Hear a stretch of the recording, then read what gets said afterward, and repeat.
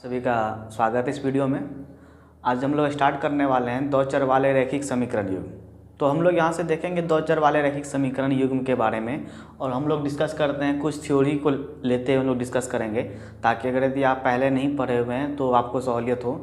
तो आप इसे यहाँ पर देखेंगे ध्यान से कि दो चर वाले रैखिक समीकरण युग्म। तो दो चर वाला रैखिक समीकरण युग्म होता क्या है कि यहाँ पे दो समीकरण दिया हुआ है, a1x plus b1y plus c1 is equal to 0, a1 is not equal to 0 और उसके बाद b1 is not equal to 0 और c1 क्या है, कोई एक अचर पद है।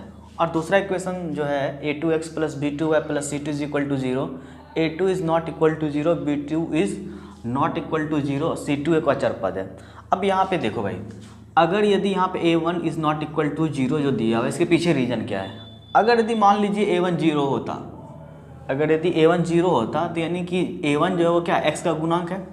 तो x का जो गुणांक है, अगर ये 0 होता तो 0 गुना x करते क्या होता है 0, यानी कि यहाँ से क्या होता, अगर ये 0 होता तो x वाला टर्म आपका क्या हो रहा था, गायब हो जाता, नहीं बचता। तो हमारे पास सिर्फ बचता y वाला टर्म। ठीक है, तो इसी तरह का सेम बात है b1 is not equal to 0। अगर यदि b1 0 हो जाता y का गुणांक तो ये भी 0 हो जाता, तो y खत्म हो जाता। इसी वजह से a1 is not equal to 0 और b1 is not equal to 0, और दूसरे समीकरण में दिया गया है a2 is not equal to 0 और b2 is not equal to 0। आप इसे नोट कर लें, हम इसके बाद आगे बढ़ते हैं। यहाँ से देखेंगे हम लोग कि ये जो डाटा लिखा हुआ है, ये डाटा आपके लिए बेहद ही ज़रूरी है। आपको ये डाटा किसी भी स्थिति में याद रखना होगा, क्योंकि इस पे बेसिस बहुत सारे प्रॉब्लम्स क्या होते हैं एग्ज़ाम पे आते हैं। हम देखते हैं क्या है ये स्थिति, 3 स्थिति दिया हुआ है, ठीक ना। तो इससे हम क्या कर सकते हैं, बहुत कुछ हमको प्राप्त हो जाता है। देखेंगे हम पहला सिचुएशन क्या है कि a1 बटा a2 बराबर ना हो b1 बटा b2। तो उस स्थिति में क्या होगा, एक हलों की संख्या 1 होगी, और एक को कभी क्या होता है ना कि एक अलग वे में लिखा जाता है अद्वितीय, इसको ध्यान रखिएगा। दूसरा क्या, इसका आलेख जो होगा प्रतिच्छेदी। प्रतिच्छेदी इस प्रकार होगा कि जब हम दो चर वाले रैखिक समीकरण का जब ग्राफ खींचते हैं तो एक स्ट्रेट लाइन देता है। अब जब दो लाइन होगा तो जब ये स्थिति रहेगा तो क्या करेगा, दूसरे को एक बिंदु पर प्रतिच्छेद करेगा। ठीक है, दूसरा कंडीशन देखिए कि a1 बटा a2 बराबर b1 बटा b2 बराबर ना हो c1 बटा c2। तो उस कंडीशन में क्या है कि कोई हल नहीं होगा, नो सॉल्यूशन, समांतर होगा। इसका ग्राफ देखिए इस तरह से, समांतर होने का मतलब क्या हुआ कि दोनों जो रेखा होगा वो एक दूसरे को कभी भी इंटरसेक्ट नहीं करेगी।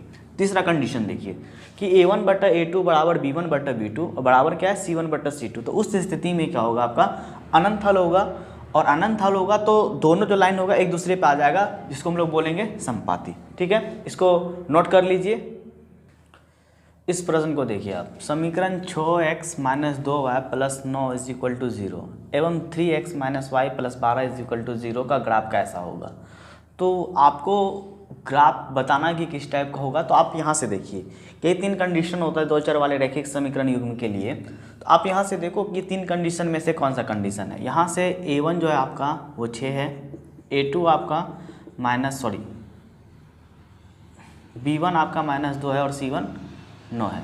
आप वहाँ से देखो आपका a2 कितना है 3 और b2 आपका -1 और c2 है आपका 12। तो a1 बटा a2 आपका कितना है, तो 6 बटा 3 यानी कि क्या हुआ 2 आया। b1 बटा b2 देखिए आप कितना है -2 बटा -1 यानी कि 2 आया। और c1 बटा c2 देखिए आप 9 बटा 12 इसको कटाते हैं हम तो आता है 3 बटा 4। तो यहाँ से देखो भाई क्या हुआ, a1 बटा a2 बराबर b1 बटा b2 बराबर नहीं है c1 बटा c2। तो अब ये कंडीशन कहाँ से मिल रहा है हमको, इस डाटा को देखिए आप, ये कंडीशन आपको यहाँ से मिल गया। तो इस स्थिति में क्या होता, कोई हल नहीं होगा और ग्राफ इसका आलेख जो होगा वो समांतर होगा। तो आपको पूछ रहा है कि आपका ग्राफ कैसा हो, यानी आलेख कैसा हो इसका, समांतर। ठीक है, अब देखिए यहाँ से ध्यान से कि इसका आलेख समांतर होगा। आपको कोई भी क्वेश्चन जब इस तरह का रहेगा तो आपको क्या करना, आपको इतना सारा चीज़ लिखने की आवश्यकता नहीं है। ठीक ना, ये तो फर्स्ट क्वेश्चन था, आपको हम बताएं, आगे हम इससे बहुत आसानी से सरल करेंगे इसको।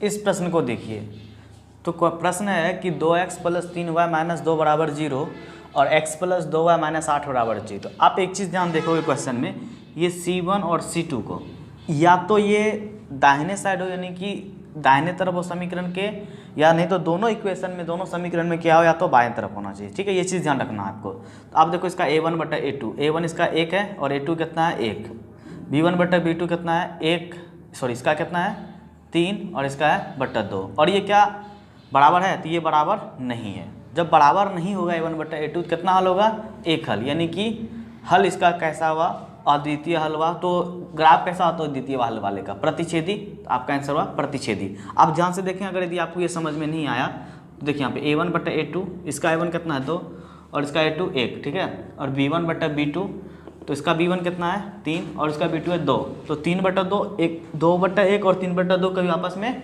बराबर नहीं होगा, तो ग्राफ यानी कि कितना होगा, एक हल, यानी कि इसका आलेख होगा प्रतिच्छेदी, ठीक है।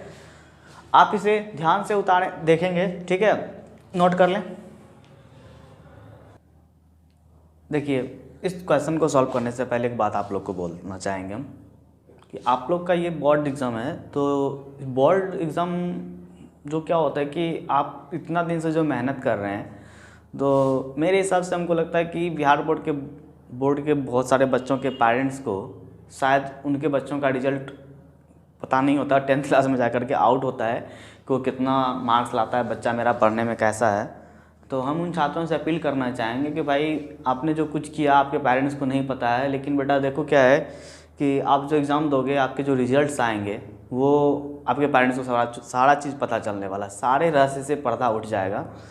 तो घबराने की बात नहीं है, लॉकडाउन हुई तो सबके लिए हुआ था, क्या पढ़ना है क्या नहीं पढ़ना है उतना घबराना नहीं है, कोई बड़ा पहाड़ नहीं तोड़ने वाला वर्क है, बस एग्ज़ाम में आपको अच्छे मार्क्स लाने हैं। तो आप लोगों के लिए एक लाइन में 2 लाइन बोलना चाहूँगा, ध्यान से सुनिएगा कि जीत की खातिर बस जुनून चाहिए, जीत की खातिर बस जुनून चाहिए, जिसमें उबाल हो ऐसा खून चाहिए। जीत की खातिर बस जुनून चाहिए, जिसमें उबाल हो ऐसा खून चाहिए, ये आसमां भी आ जाएगा ज़मीन पर, बस इरादों में जीत की गूंज चाहिए। तो बस आप हौसला अपना हिम्मत आप बनाए रखें, ठीक है। देखिए इस क्वेश्चन को, कुछ नहीं है, बहुत सिंपल टॉपिक ये कि 2 रैखिक समीकरणों के आलेख समांतर रेखाएं हैं, तब रैखिक समीकरण युग्म का। अब देखो भाई आलेख क्या है, समांतर रेखा है, आलेख क्या है, समांतर रेखा। तो अब जैसे समांतर रेखा है तो भाई आलेख का देखो आप यहाँ पे, इसमें से समांतर कहाँ पे, यहाँ पे समांतर, जैसे ही समांतर रेखा है तो यहाँ से देखो क्या कितना हल होगा, कोई हल नहीं है, तो ऑब्वियस बात है कोई हल नहीं। अब देखो ये डाटा तुम्हारे लिए बहुत ज़्यादा जरूरी है, ठीक है। इस क्वेश्चन को नोट कर लेंगे, हम लोग बढ़ते हैं अगला क्वेश्चन की तरफ। इस क्वेश्चन को देखिए, समीकरण 2x + 3y = 5, दूसरा समीकरण है 4x + 6y = 10। तो यहाँ से देखो a1/a2 तुमको निकालना है, तो 2/4 कट के हो जाएगा 1/2, ठीक है। b1/b2 देखो यहाँ पे भाई, तो 3/6 ये भी आ जाएगा आपका 1/2। c1/c2 देखो तो 5/10 ये हो जाएगा 1/2, ठीक है। तो यहाँ से क्लियरली देखो क्या दिख रहा है, a1/a2 = b1/b2 = c1/c2। तो इस कंडीशन में क्या होता है, जब a1/a2 = b1/b2 = c1/c2 हो तो अनंत हल होगा। तो हमको क्या पता, ऑप्शन में क्या है, असंगत, अद्वितीय, अपरिमित रूप से अनेक हल, इनमें से कोई नहीं। तो क्लियर है कि अपरिमित रूप से अनेक हल, ठीक है। आप इसको नोट करेंगे, लेकिन एक चीज़ यहाँ पे देखेंगे, तो नोट कर लिया आप। एक चीज़ देखिए यहाँ पे, एक बात आया नया टर्म असंगत।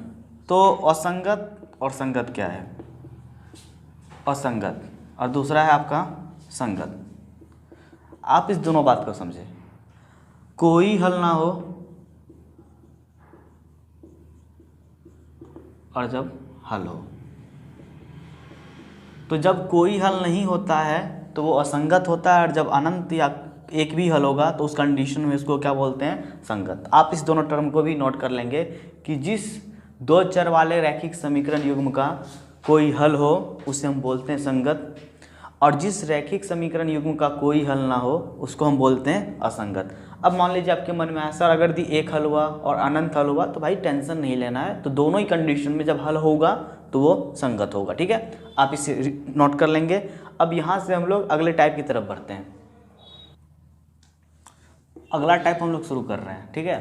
अगला टाइप में देखिए क्या है कि यहाँ पे 2 समीकरण दिया हुआ है। समीकरण जैसे अगर दिया आपका चर राशि इसमें x y है, तो आपको x y का मान निकालना है, ठीक है। तो आप ध्यान से देखो कि x + y = 14 है और x - y = 4 है, तो x एवं y का मान है। तो जब भी इस टाइप का क्वेश्चन आएगा आपको ऑब्जेक्टिव में, तो आप गलती से भी आप इसको सॉल्व करने की कोशिश नहीं कीजिएगा, क्योंकि इसके पीछे वजह ये हो जाता है कि एक तो आपको वक्त भी लगेगा, मे बी क्या होता है अगर यदि थोड़ा सा आप इधर उधर करते तो गलती होने की संभावना बढ़ जाती है। और इस टाइप के क्वेश्चन को हम बाय द ऑप्शन बनाएंगे, इससे क्या होता है कि एकदम बिल्कुल एग्जैक्ट आंसर आता है। आप ऑप्शन चेक कीजिए, तो x प्लस वाई 14 होना चाहिए। देखिए x प्लस वाई यानी दोनों को जोड़े 14 हो गया, लेकिन x में जब y घटाते हैं तो कितना आना चाहिए 4, लेकिन 8 में जब हम 6 घटाते हैं तो ये आ रहा है 2, तो 2 जो आ रहा था ये तो ऑप्शन गलत हो गया। 10 4 14 फिर, लेकिन 10 में से 4 घटाओगे तो आपका आ रहा है 6, ये भी गलत हो गया। अब देखो इसको 9 में से 5 को जोड़ते हैं तो 14 मिल जाता है। अब दूसरा कंडीशन भी तो फुलफिल होना चाहिए, तो 9 में से 5 घटाइए तो 4 मिल गया, यानी कि आपका आंसर सी सही है। तो देखिए किस तरह से लोग बनाते हैं इसको बाय द ऑप्शन, इसे नोट करेंगे। इस क्वेश्चन को देखिए कि दो समीकरण दिया हुआ है, एक समीकरण 19x प्लस 17y बराबर 55, दूसरा समीकरण है 17x प्लस 19y बराबर 53। तो पहला हम समीकरण को चेक करते हैं, x का मान 3 रखते हैं तो 19 या 57, y का मान 17 में 34। तो देख के लग रहा है कि ये गड़बड़ झाला है भाई, इसको तो दिमाग ही नहीं लगाना है। बढ़ते अगला क्वेश्चन, अगला ऑप्शन की तरफ। तो 57 फिर 17 गुना -2 तो -34। देखिए ये भी सॉल्व करने पे नहीं आ रहा है, छोड़ दीजिए आप इसको, बढ़िया अगला ऑप्शन की तरफ। तो x का मान 2 y का मान 1, तो 19 दूना 38 हुआ और y का मान 1, 17 गुना 1 17, देखिए 55 हो गया। तो देखिए ऐसा नहीं है कि सिर्फ एक ही समीकरण को संतुष्ट करना है, दूसरा समीकरण को भी चेक करना पड़ेगा आपको। तो x का मान 2, 17 दूना 34, ठीक है। y का मान 1, 19 गुना 1 तो कितना हुआ 19, तो 34 19 53, यानी कि पहले वाले समीकरण को भी संतुष्ट किया, दूसरे वाले समीकरण को भी संतुष्ट किया। तो इसका मतलब कि आपका समीकरण सी करेक्ट है। तो आप इसको नोट करेंगे, ठीक है। एक बात याद आ गया अभी कि देखिए दो सेंटेंस है, एक सेंटेंस है, आप ध्यान से सुनिएगा।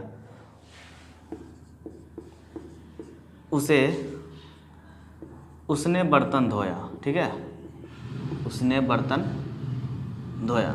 तो दूसरा सेंटेंस है उसे बर्तन धोना पड़ा। तो आप सोचिए इस दोनों सेंटेंस में क्या अंतर है।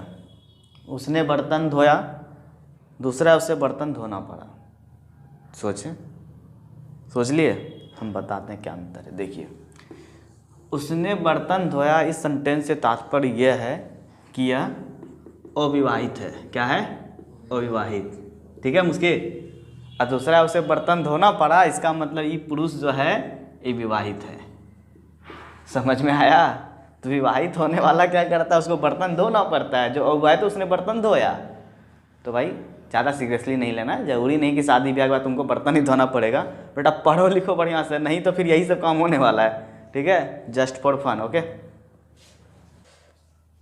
अगला टाइप देखेंगे हम लोग, कथन पर आधारित प्रश्न है। तो कथन पर आधारित प्रश्न को आपको पहले क्या होता है कि स्टेटमेंट को ध्यान से पढ़ना होता है कि कथन क्या बोल रहा है। आपको तो हड़बड़ करने का ज़रूरत नहीं है, शांतिपूर्वक और ध्यान से देखेंगे, ठीक है। क्योंकि थोड़ा सा मिस्टेक क्या होता है ना, आपके एक नंबर पर भारी पड़ सकता है। क्योंकि देखो अगर यदि आपको 100 मार्क्स लाना है तो बेटा 100 से कम लाने के लिए 1 मार्क्स काफ़ी है बोर्ड एग्जाम्स में। तो देखो यहाँ पे क्या है, इकाई अंक क्या है, y है, यानी कि सबसे पहला अंक क्या आएगा y, और दहाई अंक क्या है, x है। तो दहाई इधर वाले से इकाई, फिर पहले बात क्या आता है दहाई फिर से करा तो xy हुआ। तो अब यहाँ से स्थानीय मान ये क्या है, इकाई अंक है और ये दहाई अंक है। तो इसको हम क्या लिखेंगे 10x प्लस y। तो आपका ऑप्शन क्या हुआ, सी करेक्ट आंसर है 10x प्लस y। तो तुमको क्या आना कि इकाई और दहाई का ज्ञान होना बहुत आवश्यक है। तो इस तरह का जब भी इक्वेशन रहे, तो अगर यदि इकाई अंक y है और दहाई अंक x है तो समीकरण जो होगा 10x प्लस y का होगा, ठीक है। इसको नोट करिए। हम बढ़ते हैं अगला क्वेश्चन की तरफ। इस क्वेश्चन को देखिए, क्या है कि एक संख्या जो है दूसरे से दोगुना है और दोनों संख्या का योग क्या है 27 है। तो संख्या है, तो अब देखो भाई इस दोनों संख्या को जोड़े 27 हो गया, लेकिन कोई दुगुना तो नहीं है। लेकिन इस संख्या को देखो जोड़े तो 27 हुआ, और 9 का दुगुना 9 दूना 18, दुगुना भी हो गया और जोड़ने पर 27 भी हो गया। तो यहाँ से ये आंसर सही है। एक चीज़, इस टाइप का क्वेश्चन जब भी रहेगा तो आपको क्या करना है कि बाय द ऑप्शन चेक करना है स्टेटमेंट वाले क्वेश्चन को, ठीक है। अभी देखिए ये रेड मार्कर है, ये क्या है, रेड मार्कर है। आपको लग रहा होगा कि मैजिक हो रहा है, बेटा ये ब्लैक हो रहा है, ठीक है। तो मेरे सामने मुस्की खड़ा हुआ मेरा स्टूडेंट, तो वो बोलता है सर ये रेड मार्कर ब्लैक कैसे होता है। हम बोले बेटा कोई बड़ा बात नहीं है, इसके अंदर क्या किया, ब्लैक इंक डाल दिए, ठीक है। आप लोग भी कंफ्यूज नहीं कीजिएगा, रेड है बट इसमें ब्लैक इंक डाला गया है, ठीक है, टेंशन ना लें, नोट कर लें। इस क्वेश्चन को बहुत ध्यानपूर्वक देखिए, लग रहा हो कि बहुत बड़ा क्वेश्चन है, क्वेश्चन तो है बहुत ज़्यादा ही खतरनाक, और अगर यदि एक नंबर के लिए आ गया तो ऐसा नहीं है कि इसको छोड़ के आगे बढ़ जाना है। तो देखिए क्या है कि राय का पहाड़ बन रहा है, क्या बन रहा है, राय का पहाड़। तो आप क्या करना है, इसको इस क्वेश्चन को by the option he solve करना है। तो एक भिन्न दिया हुआ है, अंश में से घटाया जाए और हर में 2 जोड़ा जाए। आप क्या, तो क्या होता है, भिन्न 1/2 बनता है। आप देखो भाई, अंश में क्या करना है, 1 घटाना है, ठीक है, और हर में 2 जोड़ना है। तो आप एक बगल से हर एक ऑप्शन में करते जाओ। 12/26 हुआ, इसको कटा करके 1/2 मिलने से रहा नहीं, तो ऐसा ही ऑप्शन का आंसर गलत है। 1 घटाओ 2 जोड़ो, कितना हुआ, 14/28। तो अब इसको जब कटाओगे तो 1/2 तो मिल गया। अभी एक बात सही है, तो हो सकता है कि अगला भी मिल जाए, तो आंसर यही हो जाएगा। अगर ये अगला स्टेटमेंट नहीं मिला, अगला स्टेटमेंट से रिलेट नहीं किया, तो हम आगे बढ़ेंगे फिर। तो एक तो मिल गया हमको, 1/2 हो जाता है जोड़ने। फिर देखिए आगे क्या, अंश में 7 घटाया जाए, अंश में क्या किया जाए, 7 घटाया जाए, और हर में क्या आपका 2 घटाया जाए, तो कितना हुआ, 8/24। तो 1/3 हो जाता है, देखो 1/3। ओ हो, मज़ा आ गया, मिल गया। तो अब जैसे यहाँ से मिल गया, तो आपका आंसर ऑप्शन भी सही है। आप इसे अच्छे से नोट करेंगे, आपको समझ नहीं, आप फिर से पीछे जाएंगे, फिर देखेंगे। हम लोग बढ़ते हैं इसके बाद अगले टाइप की तरफ, नोट कर लें। तो नेक्स्ट टाइप का क्वेश्चन है, देखेंगे आप ध्यान से, कि के किस मान के लिए 2 समीकरण दिवा का एक अद्वितीय हल होगा। तो भाई जब भी अद्वितीय हल होता है तो उस कंडीशन में क्या होता है, a1/a2 is not equal to b1/b2, ठीक है।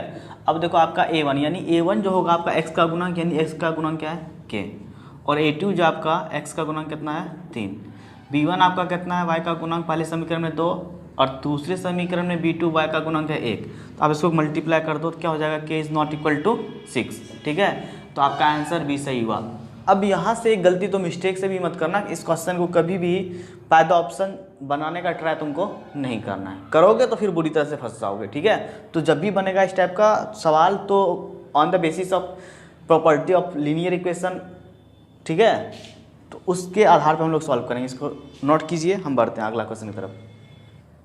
देखो इस क्वेश्चन में समीकरण निकाय क्या है, अनगिनत हल होने के लिए के का मान। अनगिनत हल कब होता है भाई, आपका a1/a2 is equal to b1/b2 is equal to c1/c2, ठीक है। तो x1 का क्या है, 1/5, b1 कितना है, 2/k, और c1/c2 3/15। अब देखो ये तो 1/5 हो ही गया, तो आप या तो इसको लो या फिर इसको लो, ठीक है। हम 2/k इज इक्वल टू हम लेते हैं 1/5, तो इसको मल्टीप्लाई करेंगे तो k इज इक्वल टू 10, तो आपका आंसर क्या हुआ, 10। तो आप इस टाइप के क्वेश्चन को इसी बेसिस पे बनाएंगे, इसको आप नोट कर लेंगे। तो 2 चर वाले रैखिक समीकरण युग में इससे ज़्यादा सवाल नहीं आता है ऑब्जेक्टिव में, आप इसे नोट कर लीजिए आप, ठीक है।